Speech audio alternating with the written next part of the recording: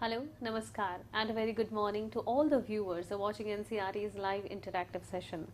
This is Simran Singh, and you have all connected with us through eVidya channel number 6 to 12. Besides viewers, we have so many different mediums through which you all can connect with us, and you can also participate in our live sessions by raising your queries, your questions, and sharing your feedbacks and messages with us in the comment section of our YouTube channel. That would be NCRT Official. So here again I would like to welcome you to a very important segment that we are going to discuss today. The topic would be inside the doping control process, an athlete's perspective, and under this topic we are going to discuss two separate aspects. We will be introducing that for all of you, but here is an important piece of information for all our viewers. We are proud of the fact that India assumed the G20 presidency and will convene the G20 Leaders Summit for the first time in the country in this year, that's 2023. The nation is deeply committed to democracy and multilateralism. India's G20 presidency would be a watershed moment in her history, as it seeks to play a very important role by finding global pragmatic solutions for the well-being of everyone, and in doing so, manifesting the true spirit of Vasudhaiv Kutumbakam. Or should I say, the world is one family. So let's get back to our conversation where we are discussing on inside the doping control process from an athlete's perspective. So while watching any sports event, we all enjoy it because we know that there is a fair play, competitiveness, and also every participant is getting equal chance to showcase their skills. And a crucial aspect of ensuring fair play is the doping control process. So today in the segment we will be highlighting more on two aspects. The first one would be the athlete's experience undergoing doping testing procedures, and the second one is the doping control process and the challenges and limitations associated with it. Viewers, in this live session, if you have any of the queries, then you can connect with us through our contact number that's flashing on your screens. So feel free to give us a call in case of doubts at 8800440559. And also we have our specific mail IDs again right there on your screens, and one of them is dth.class12@ciet.nic.in. So let me introduce you to the two participants, the panelists who have been a part of this conversation. Here I am delighted to inform you that we have with us Miss Anju Bobby George, Madam. Namaskar, ma'am. Good morning. She is currently serving as the Vice President of Athletics Federation of India. Besides, if I take you across her journey, she is an Indian athlete who has created history by winning bronze medal in long jump at the 2003 World Championships in Athletics in Paris. With this achievement, she became the first Indian athlete ever to win a medal in the World Championships in Athletics, jumping 6.70 meters. She was conferred with Arjuna Award in 2002, Khel Ratna in 2003, and Padma Shri in 2004. And welcome on board, ma'am. Then we are also joined by Dr. Colonel Rana K. Chengappa, sir. Namaskar, sir. Good morning. We welcome you. He is currently serving as a consultant sports medicine at Sports Medicine and Ortho Rehab, RK Puram, Delhi. He has devoted 25 years of his service in the armed forces, and out of that, for 18 years, he has been devoted to sports medicine. He held a variety of responsibilities and positions, such as sports medicine specialist with the Army Sports Institute, where he has not only set up the center, but also established the treatment and testing protocols for the elite sports persons. Once again, I welcome both our athletes, both our panelists on board with us. We have our athlete and we have Dr. Chengappa in the conversation. Besides me, the screen is being shared by our sign language interpreter. I'll be introducing you to her. She is Miss Jyoti. She will be interpreting the entire session in the form of sign language to make it more easy and conducive for all our viewers. So let's start our conversation, and in the first place, Anju ma'am, we would like to know your initial reaction when you were selected for doping testing. How was it? What did you feel? And did it ever impacted your mindset? Very good morning, everyone. Yeah, so I have to go back to my sporting days. And when I initially selected for, actually, it was not for NADA, it was for WADA. So after my burst jump of 6.75, I was placing somewhere in the world top. And suddenly, within a month, I got a call from WADA, and they messaged me that I am in that their testing pool. So initially, I had no clue because very few Indians were there in WADA's testing list, and me and my coach actually we had no clue how to deal with that because every minutes we have to inform them, and we have to be very careful about what we are taking, like even the small medicines for fever that can be caused like problems. So I was actually initially no clue how to deal with that, but my coach he was like he calmed me down and he said, okay, we will manage this. And then we connected with our NADA, India NADA, and they actually helped us how to fill the form and how to send the form to WADA. And from that day, actually, I was almost there in their most wanted list. In 2004, they almost tested me 14 times. WADA came to me and tested 14 times in Olympic year. So I was there in their most wanted list until the last, like, uh, uh, till I hanged my shoes, I was there in their list. But everything was smooth, and I had no fear because if we are clean, then why we need to like fear about anything? So it was everything like it was a smooth journey with them. All right, thank you so much for sharing your experience. And with that, I would also like to inform our viewers that CIT NCRT is conducting this particular session in collaboration with NADA India. And we have with us Dr. Chengappa sir as well. So sir, we would like to know what are the major challenges for this entire process of doping control in detecting and deterring the use of performance enhancing substances. Thank you for your invitation, and it's an honor to be with Anju ma'am on this panel. The process of doping is a unique challenge for the athlete as well as the NADA and NDTL, who are the testing authorities. For the athlete, like how Anju ma'am very rightly said, the level of awareness and education, and I congratulate this medium. It's a very good medium to educate our sportsmen on the various aspects of doping.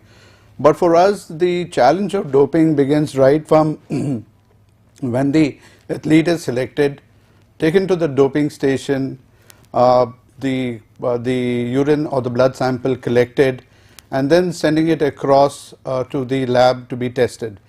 And everything has to follow a protocol. There are no deviations, and it has to be very strictly followed, otherwise it can be challenged.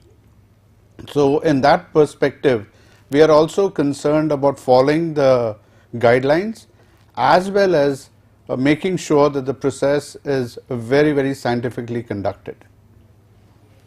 All right, and Anju ma'am, getting back to you, please take us through the process of doping control, undergoing doping control, and what were the different emotions that you have had during that time? Yeah, so that's a good question actually.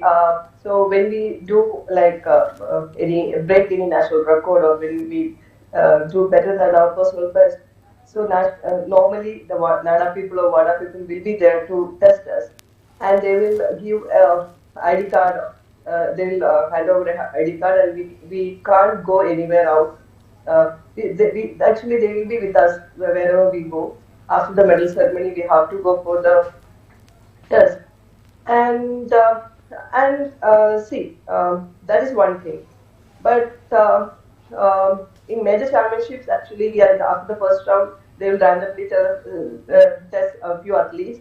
And I was lucky enough to get my name every time. When if it's Olympics or if it's World Championship, I will be there in the testing list. So I was always ready for that. And see, when we go for the test, someone can come with us. Maybe our coach or official will be with us.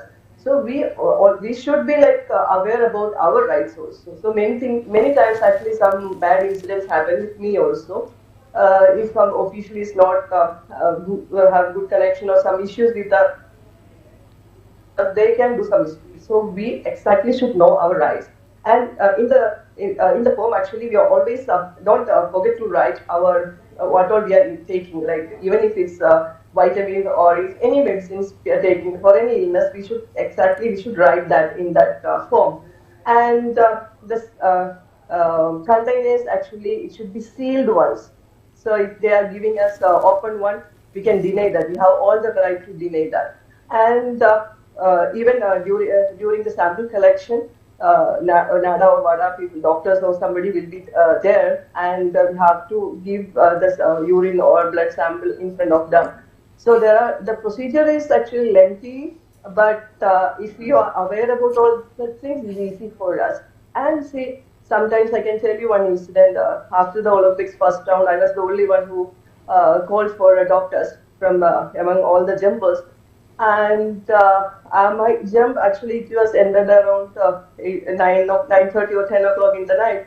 And I was sitting there till next day 5 o'clock. They were like, I don't know why they kept me there till throughout the night. And next day finals, actually it was a horrible experience for me, and I missed that final and I missed the medal also. So see such incidents. And one more other case. It was in Asian All Star meet, and the official, actually there, I had some issue during the jump, and when I went for the doctors, they gave an open container, and it was some white powder was inside.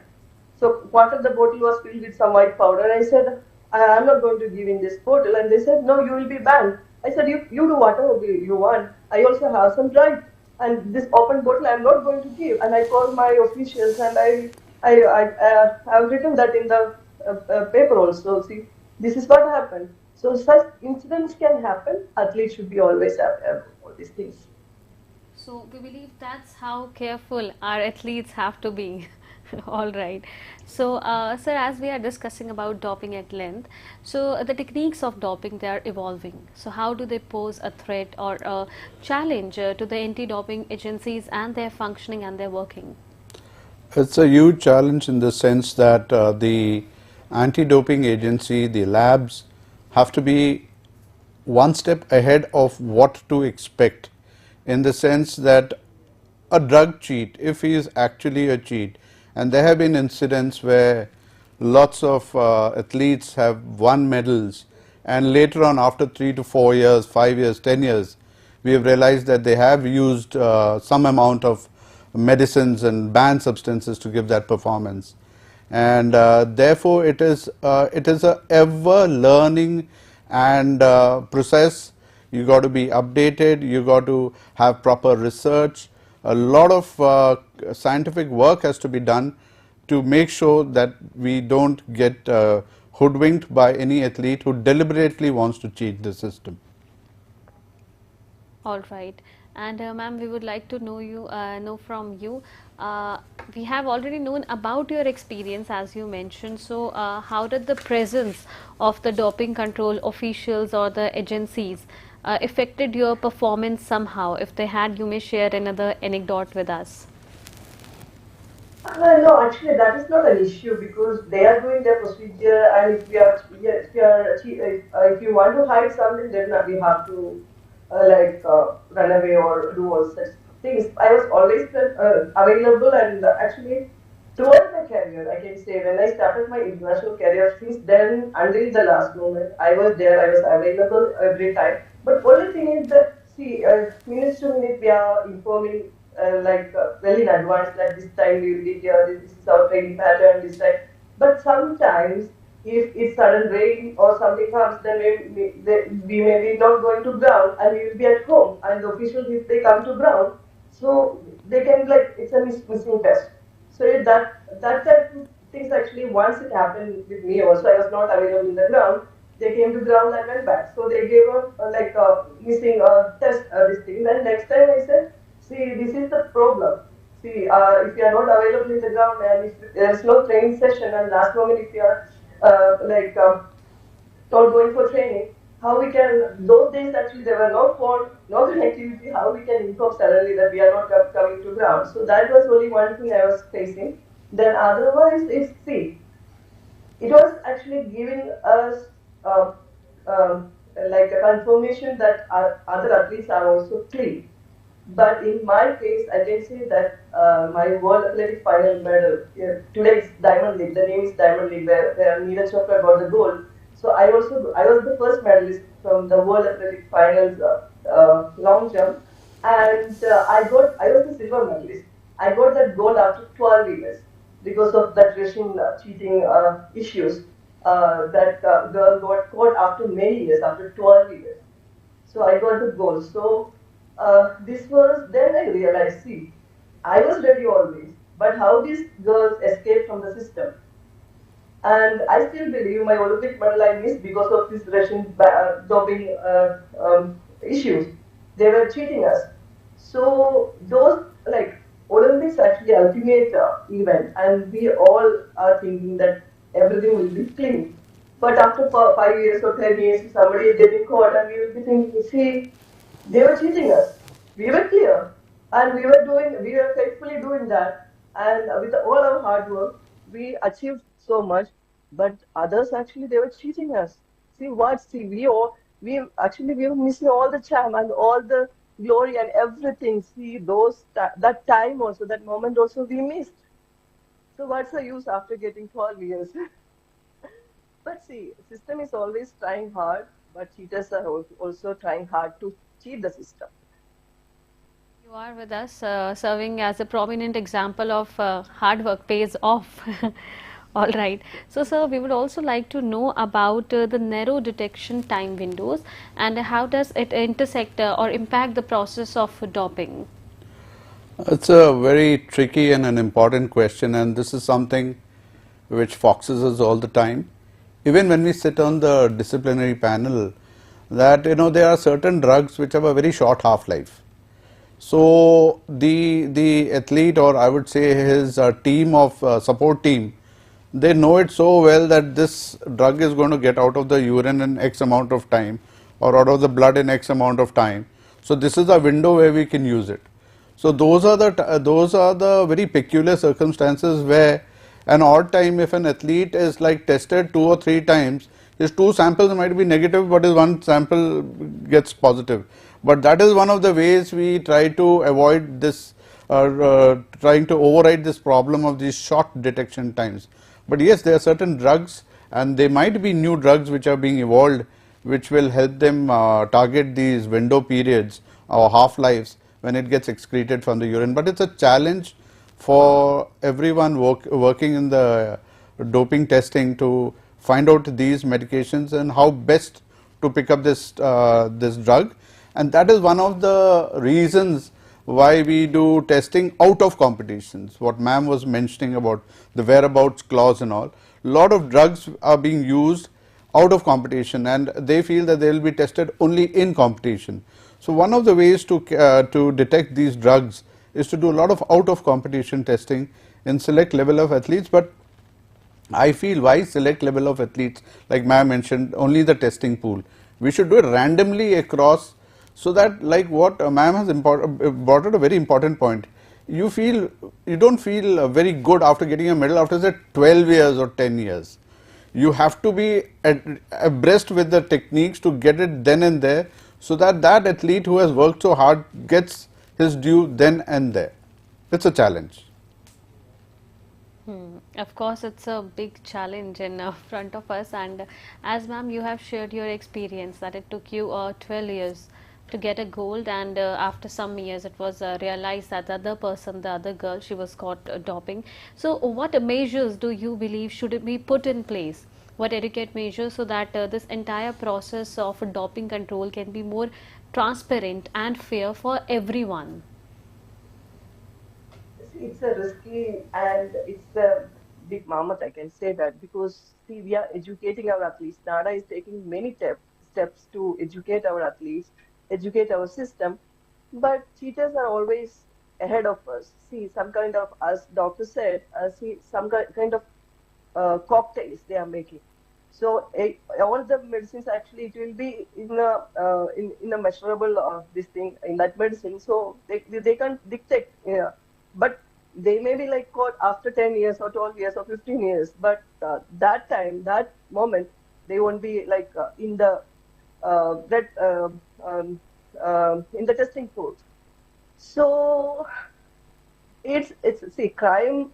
We are if somebody want to do a crime, we cannot stop them. They will do it. Knowingly, they will do it. But an athlete actually is something in her body that is her responsibility.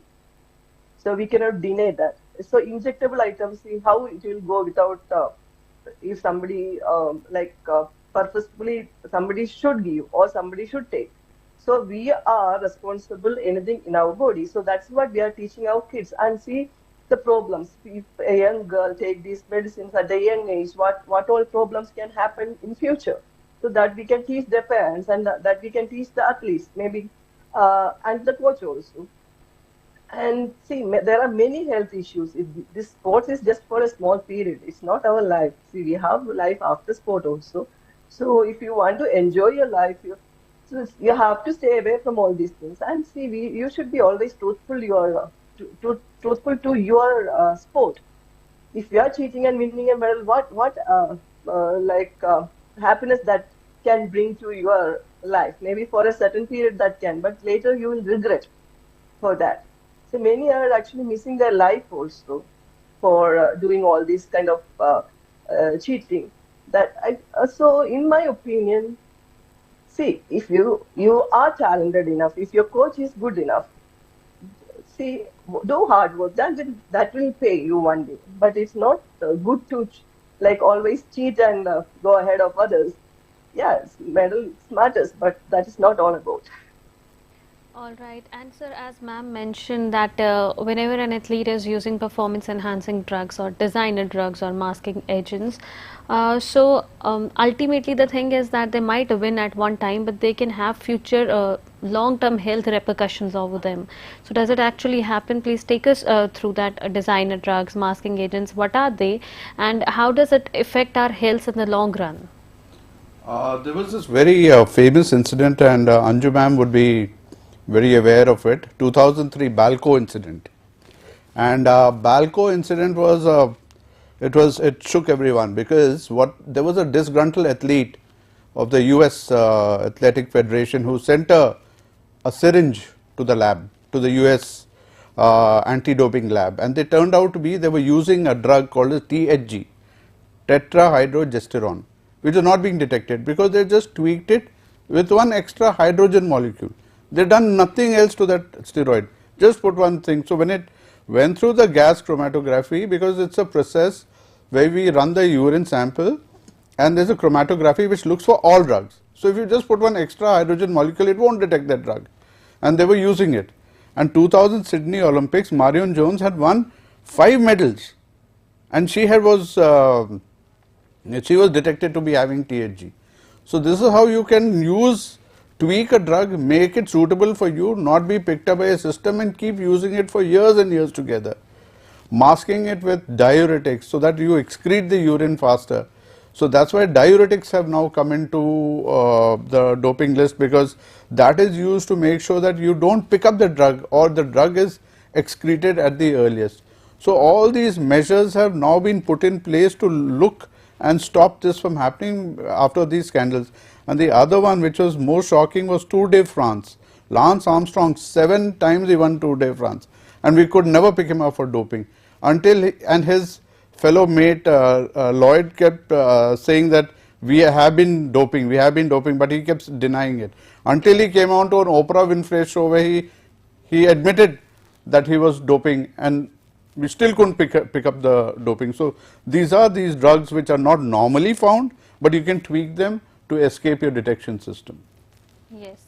And Anju ma'am, as a doping test, they take place so frequently and randomly. So is there any pressure attached with the doping test on athletes' mind and their performance? How does it affect, and what was your experience in particular? See, actually, yeah. As I said, in 2004, there were 14 tests for me from WADA, and they were taking my blood sample almost. They came three times within a month actually. And I said, what fun in taking my blood for three times in a month. So that kind of intensive testing actually they were doing to me. But I was thinking, see, this is actually a passport for me that I am clear. If I win a medal for Olympics, from Olympics, see, I can say that 14 times they tested me and I'm clear, and this is because of my hard work. I earned this medal. So I was happy in that sense. But at the same time, I was not happy because this kind of intensive test was not happening to my other competitors. See, that's how these Russians actually they escaped. How they escaped, I don't know. How Maria Jones was also there with me 2004 Athens, and then she banned after 2004. Actually, or immediately after the Olympics, she banned. But she was doing this. See how would she escape? So these type of things are actually it was giving a big question in my mind. But I was really happy that I am clear, and even if after many years I can be happy with my medals, so no one is going to like take away from me. But others actually, even after 10 years or after 14 years, that fear factor will be there in their mind. Actually, anytime they can take away my medal. But I'm happy in that sense. And we are happy too. And sir, this entire process of doping control somehow it intersects with the privacy of an athlete. How do you see it, and how do you put in there for all our viewers? See, it's a very, very important point, privacy, and we got to respect it. But to ensure the fairness, there are certain processes and steps which we have to do to ensure that there is no cheating taking place. Sad, bad, whatever you might call it as an example, was when we go to take the sample has to be passed or given directly under the observation of the doping control officer or of the same gender, or a witness of the same gender with the doping control process, and he has to expose himself completely before passing the sample or giving the sample. Reason is, it is not that everyone wants to impinge on someone's privacy, but in the past what we have seen is there have been pseudo hermaphroditism, genitalia changes which don't qualify for a female having a male genitalia. That has to be identified. How would you do it? You have to do it this way. Secondly, there are cheats who would carry urine in condoms. So how do you note that he's not putting something else in the urine container? Oblique doesn't put a powder into urine. So this has made us impinge on the privacy, but it is an essential part to engage in a fair process so that no athlete cheats the system. Having said that, the best way to go about it, I would say, is to educate the athlete. Like ma'am said that there's the whereabout clause. It's a very, it impinges on the privacy, and one of the reasons I think why BCCI never wanted to sign the whereabouts clause, because they don't want to declare where they are at X part of the time, where are they going, who are they with. They don't, because whereabouts clause entails that if you are in the testing pool, you have to tell where will you be at X part of the day, where you training, where you living. So yes, it does impinge on the privacy, but to begin to get that fairness, we have to ensure these methods. Of course, sir. And viewers, as we are proceeding towards the culmination of the program, very quickly, Anju ma'am, I would like to have your concluding remarks for all our viewers and the message for all the young athletes and learners watching the program. Actually, for our youngsters, I don't think we need to say anything more because they know everything now because the education actually what they are getting now. So they are everything is available, and even in their phone, if they want to search something, so it's available. But only thing I want to say is you work hard and believe in yourself, believe in your coach. That will pay you one day. And cheaters actually they are not going to stay for long. You will be on the podium one day. Thank you so much for sharing those inputs from your experience, and sir, we would also like to have concluding remarks from you. In conclusion, it was an honor to be with you, ma'am, Anju ma'am, and I think NADA is doing an excellent job. They are also coming out with an app, so competing athletes should use this app to find out if they're using any banned substances. Second is inform your treating physician, doctor, anyone when you go for treatment, because a lot of doctors are not aware of drugs being on the doping list. And third, shortcuts with these drugs don't help. In the long term, you'll end up with cancers, heart diseases, all sorts of things. So train hard, train fair. Of course, thanks to both the experts who have been a part of this conversation. We had with us our world champion, Miss Anju Bobby George. Thank you so much for your time and for your inputs. And we have with us a sports medicine expert, Dr. Chingappa. Thank you, sir. Thank you, ma'am. Jai Hind. Thank you to all the viewers who have connected with us in this live interactive session. So the process of doping control, it faces various challenges, but by investing in research, education and advanced detection methods, also ensuring athletes' rights, their privacy are respected, the anti-doping community can overcome the challenges upholding the integrity of sports and valuing the true spirit of a sports. And also let me again bring this to your notice that we had this particular session in collaboration with NADA India.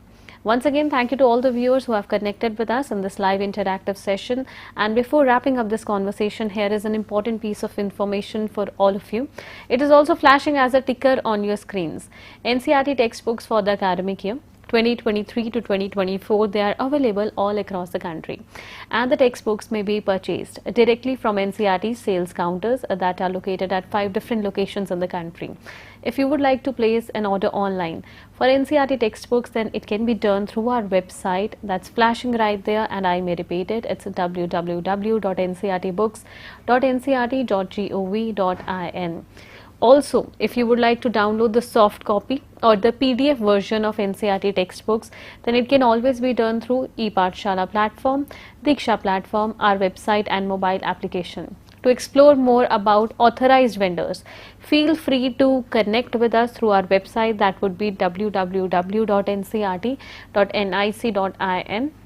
And let me apprise you viewers that you shouldn't go anywhere, because next up we have our special program at 12 noon, that is teaching learning interventions for inclusive classroom, where we try to raise awareness about inclusive classroom setup. We have the program for all class 3rd students. The topic would be jugs and mugs from mathematics. And keep watching eVidya channels. Take very good care of yourself. Namaskar.